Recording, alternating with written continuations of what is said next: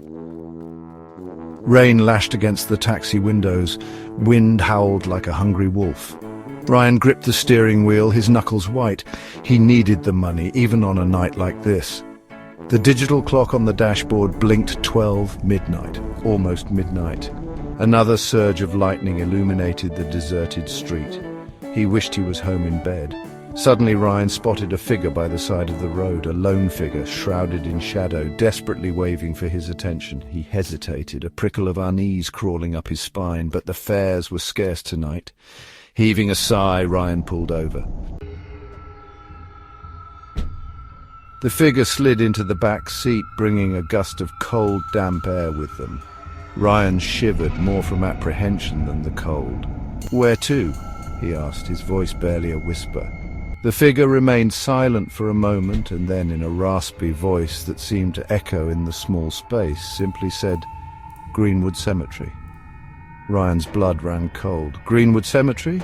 At this hour? On this night it was known for its eerie atmosphere even during the day.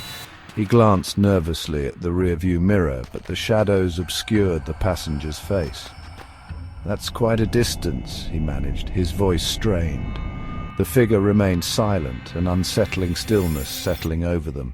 Ryan started the engine, the roar feeling unnaturally loud in the quiet car. As he pulled away from the curb, he couldn't shake the feeling of dread coiling in his stomach.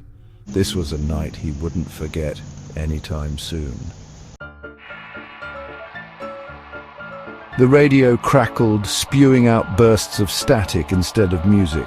Ryan tried different stations, but it was no use. The storm seemed to be interfering with the signal.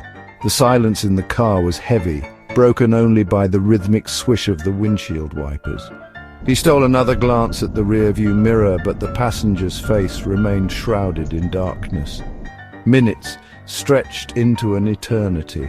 The only sounds were the wind howling and the rain drumming on the car roof.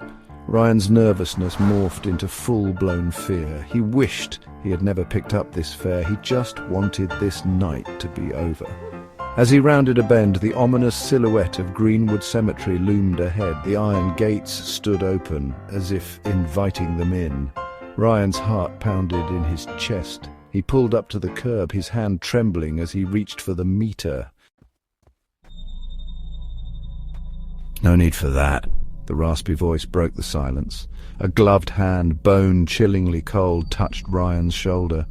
He turned his head slowly, his breath catching in his throat. The passenger's face was now illuminated by a streetlight, revealing a horrifying visage, pale, gaunt, with eyes that seemed to burn with an eerie light. Ryan recoiled in terror. He tried to speak, but no sound came out. The figure leaned closer, its icy breath sending shivers down Ryan's spine. "This is your last ride," it whispered, its voice a chilling rasp. The gloved hand withdrew, leaving behind a small folded piece of paper on the seat. Before Ryan could react, the figure was gone, vanished into thin air.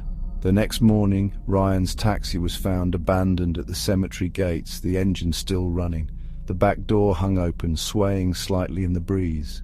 The only evidence of the passenger was a single sheet of paper on the back seat. It read, "Some fares are better left untaken." Ryan was never seen again.